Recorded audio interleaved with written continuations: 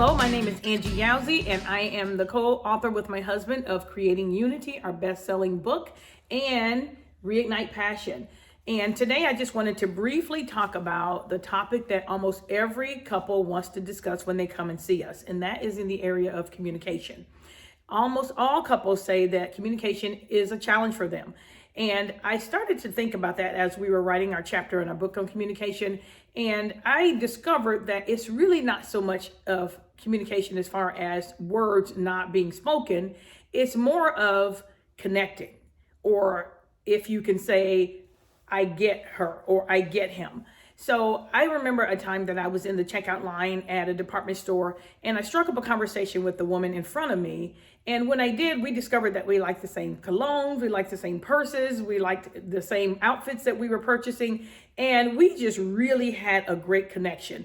It was maybe 5 minutes in the line, but by the time we checked out, we hugged each other because we knew that we just connected. We got each other. We never called each other's names, but I never forgot that moment because I took that information and I thought about how couples just don't get each other.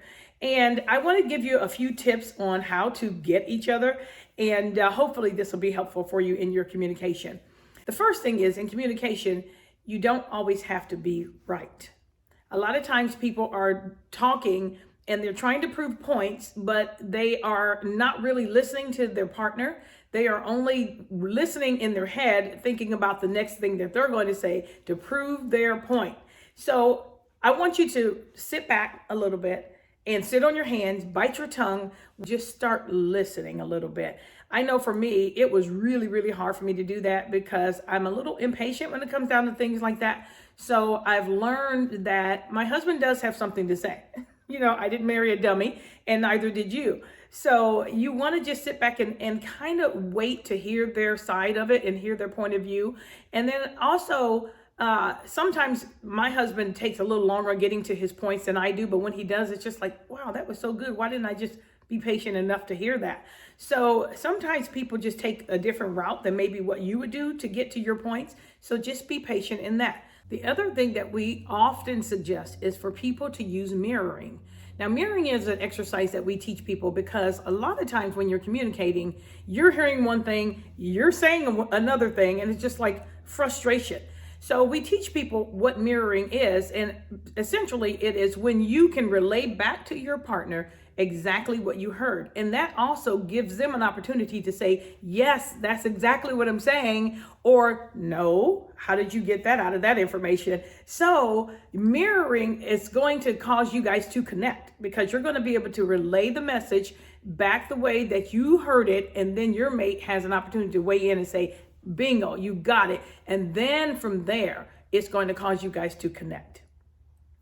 The final key that I'm going to offer you is unity.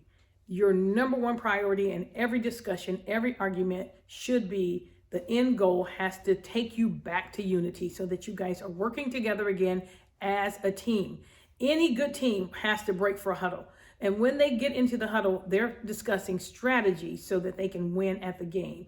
Well, you can win at the game of marriage if you work together as a team, recognize that your mate is not your enemy, and that you attack the problem and not each other. For more information on coaching with us, don't hesitate to reach out. You can reach out to us through Facebook, or you can reach out through our website, which is www.therealmarriage.com.